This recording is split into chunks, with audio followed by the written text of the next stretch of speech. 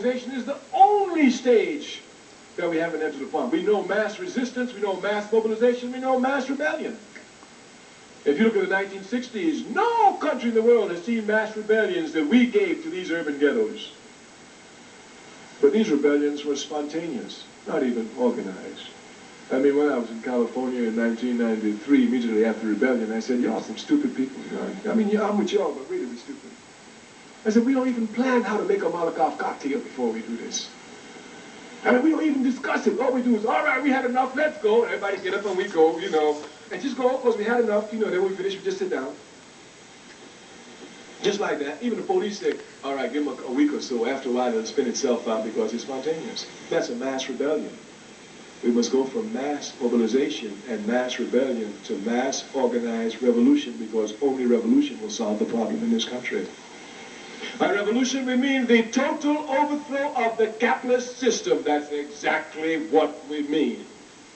The overthrow of the rich of this country who exploit the poor. The overthrow of values in this country that allow for the homeless. The overthrow of values in this country that make it only a few who are rich can get an education. The values of the system we want to overthrow that says unless you have a lot of money, you cannot get proper health care. We want to go for the values of the system, and you who are students are the carriers of these values of the system.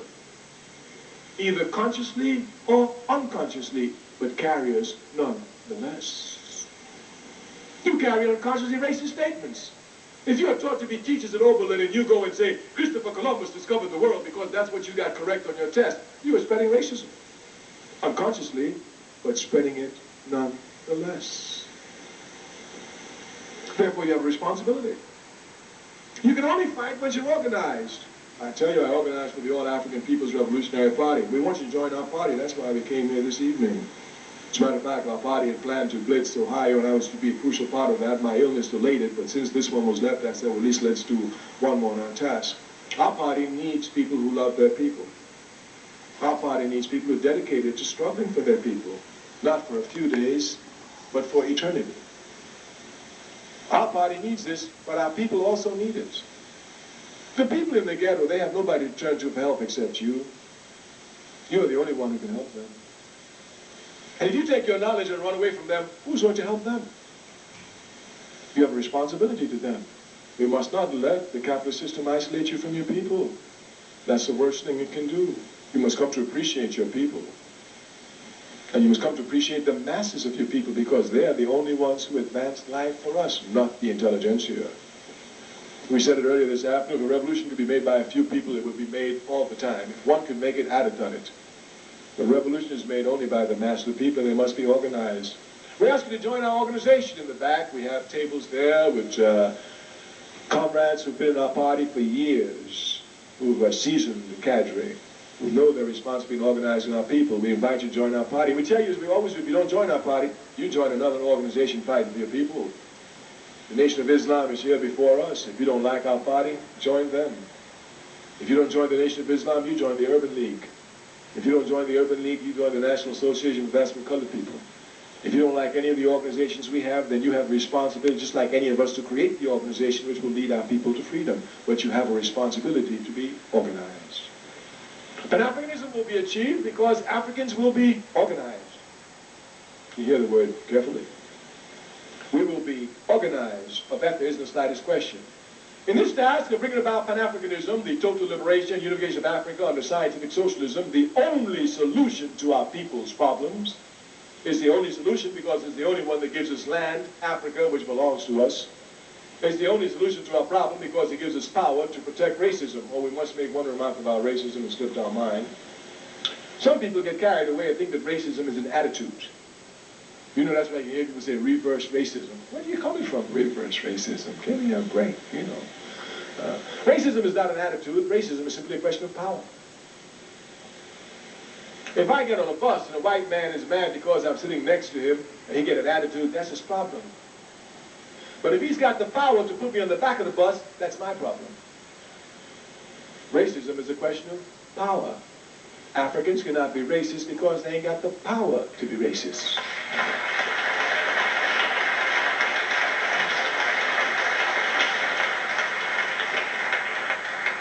They can have all the attitudes they have. They can go to dormitory tonight, be all right up. I wish they can kill every white student at Oberlin, but they can't do it. Matter of fact, they touch one, they're going to pick up the whole African Student Association. No power. To be racist, you've got to have power, because you have to have power to limit the movements of others. And if you have no power, you can't be racist. Racism is not an attitude. In order to destroy racism, it's not attitudes that destroy it, it's power that destroys it. I must have enough power that this white man, whether he likes me sitting next to the bus or him, that's his problem, Jack. He can't move me. That's how much power I must have. You destroy racism with power.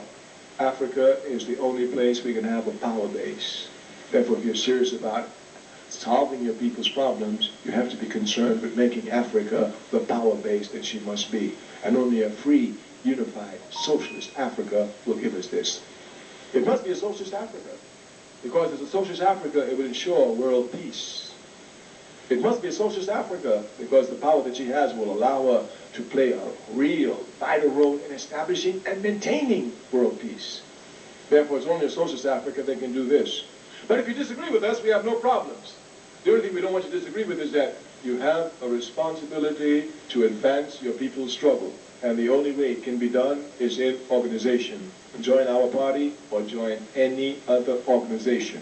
But make your contribution to your people's inevitable victory. Pan-Africanism, the total liberation and unification of Africa under scientific socialism. Thank you. Ready for the revolution.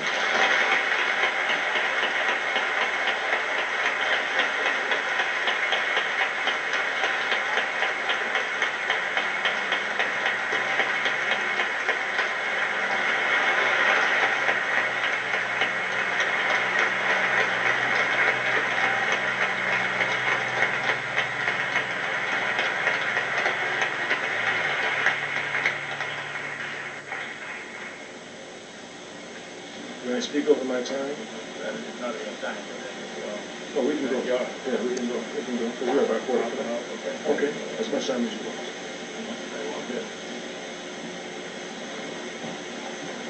Yeah. Okay, we'll have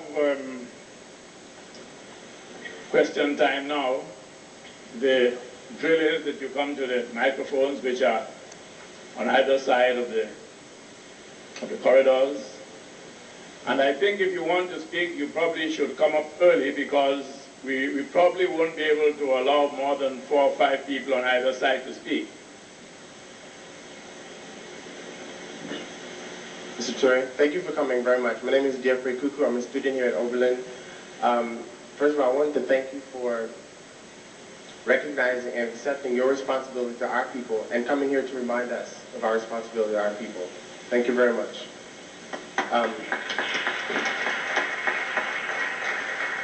I wanted to get your thoughts on, we talk about, many of us who grew up here in the States, we grew up under capitalism, plain and simple. And many of us grew up under conditions where we know what poverty is, we know what hard times are.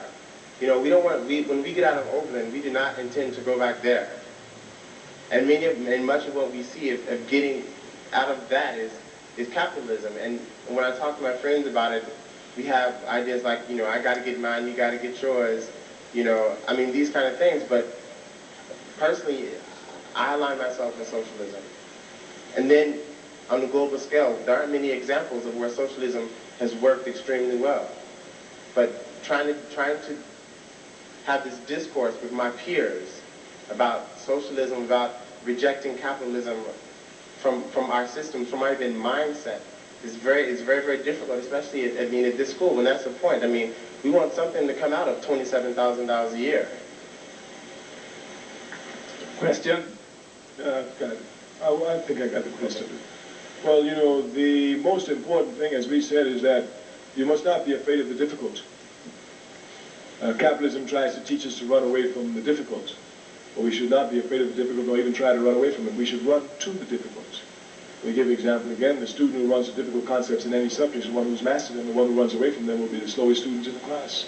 So we're not afraid of difficulties. Capitalism, again, thwarts our mind. The statement you made in the very beginning shows it that we come out of before Oakland, beat up Oakland, and we don't want to go back there. But that's where we should go back. The Bible says you go where the sinners are if you want to clean them up. The Bible says you go where the poor is if you want to help feed them. Even if you go with the rich, you don't feed nobody. But if you grow up on the poor, you have to help feed them. So the very statement shows, of course, and I graduated from college, and I could have gone on and do what I want to do, but I went with the poor. I know I'm not crazy. Like, I figure the ones who don't go with the poor are the crazy ones, you know, but they was not doing anything for the people. So it's just a thought. I don't see any reason why any student who comes from any little village anywhere in the world and studies, no matter what they study, will not go back to the village and try and have that village benefit from their knowledge. So I see the same thing. If we come from Oberlin, if we come from Harlem, if we come from Huff, you know, wherever we come from, we should definitely be willing to go back there and to give our talents to that area to help make it a better place. So even from the very beginning, our minds are thwarted by capitalism, that we should not try to give or to help others, but just see about ourselves and see that we are well placed, and that's the end of it. So again, it's a question of thinking, and you have to fight this thinking hard. The question of socialism is a question of study. You must come to study it properly. Socialism is not a religion. You can't just get it by feeling. It's a science. It must be studied. And our party in the back has a book list of books which will help in this study to show you exactly what socialism is, so you'll come to understand it properly. And once you understand it, can't nobody wage no war against it. Can't no capitalist wage no rational war against socialism. Not one. Once you know the system properly. So it's a question of study. Of course, this study cannot be studied by oneself. It has to be studied with the people. Yes, next. Mr. Ture, I would like you to address the problem of antagonism between people who have been born and raised in Africa and people between those people and people of the diaspora. For example, myself, who has been born in America. Sometimes I am made to feel invalidated by my African ancestry, you know, not being from Africa. I would like you to offer a suggestion for how to deal with that type of problem. The problem has to be understood in its full complex nature. Number one, these people were made enemies not by themselves, but by a system which made them enemies unto each other. That is to say, the Africans on the continent have been given news about the diaspora by imperialism, and those who have been given news about Africans on the continent by the enemy, whether it be Tarzan films or whatever, just simple. So in the first place, we have to decolonize our minds from these backward things we've been taught. Then the Africans here have a special responsibility to welcome the Africans coming from the continent. If you look at other immigrant groups, take for example some Italians, you know, by the time they get here, they got their green card, they got their job, they got everything worked out for them by the Italians here. So we of course don't have that power, but at least we should be able to make life as accommodating as possible. Then you must know that you are African. Once you know that you are African, can't nobody tell you anything different. If you think you're African, you're not sure, they can confuse you. But I give you an example. In my early days in Africa, when I was younger, I enjoyed traveling by road because that's how you know Africa, because that's the poor, and the poor suffer. You understand? You take a plane from Accra to Guinea, you ain't got no problem. You come to the airport, custom, you get the airport, a little bit of money, you walk through. But if you travel by road from Accra to Conakry, you're going to be stopped 1,000,000 times by 1,000,000 different pigs who just want money and go upset you because you're poor until they get something out of you. So I used to travel by road. And once in between Freetown and Conakry, I'll never forget it, I was really, really tired. I mean, I'm really tired. And we got this police, and just one too many for me, you know.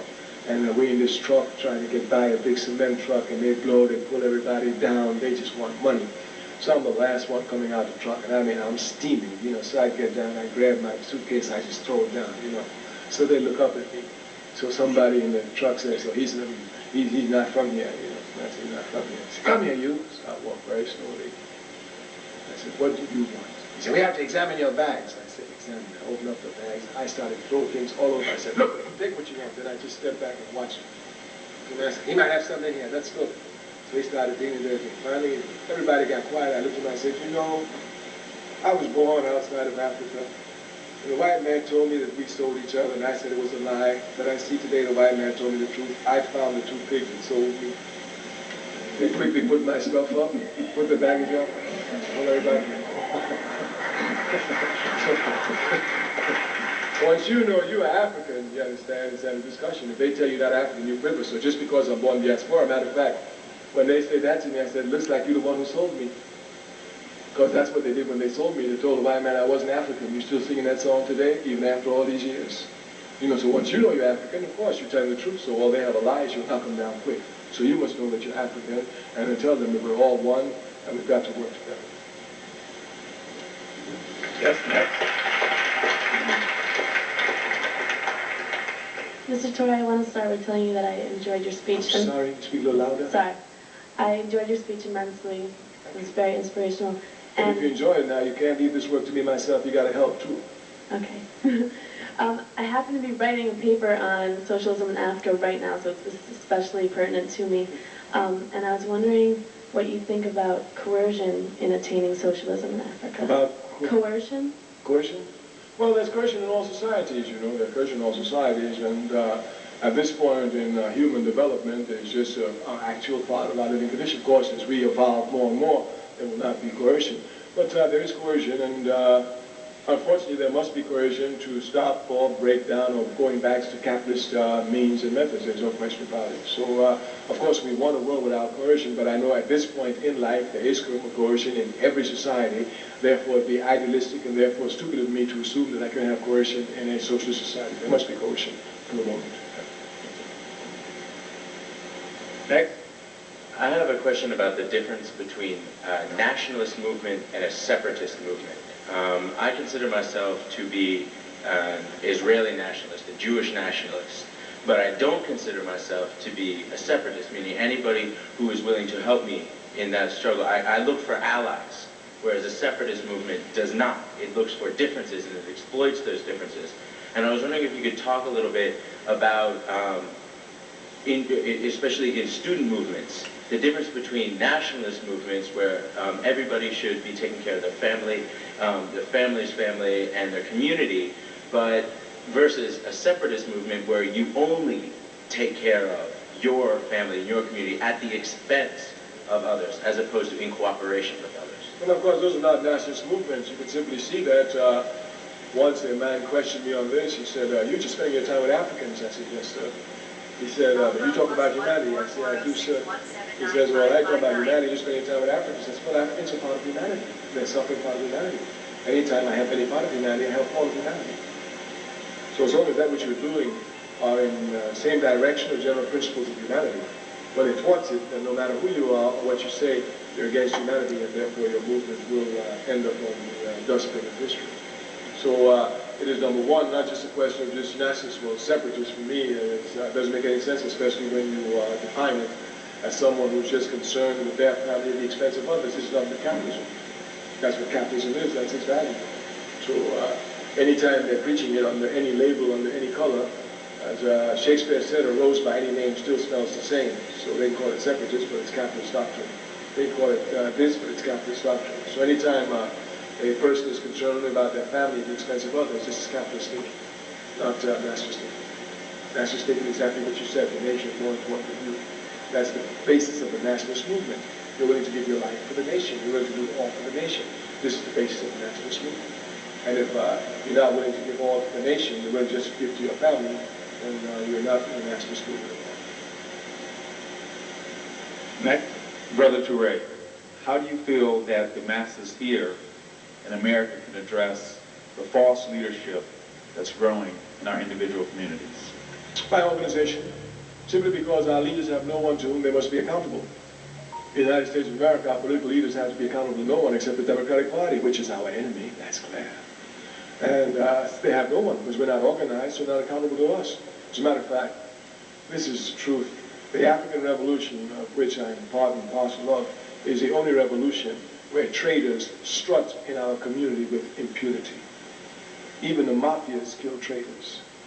But we're so weakly organized that traitors themselves, oh, in the 1960s I worked with the FBI, I screened on Geronimo Pratt, he's in jail now. And they come out and say this is a walker community. Because they know that we're not organized and therefore they don't have to be accountable to us. With the slightest organization, they'll run for cover. So it's because we're disorganized that this scum of our race, if you will, this incorrupt leadership, can come to the forefront because they don't have to account to anyone. Yes, next. Yes, Mr. Ture, I was very inspired by your speech and your unflinching and uncompromising support for socialist principles and socialist system.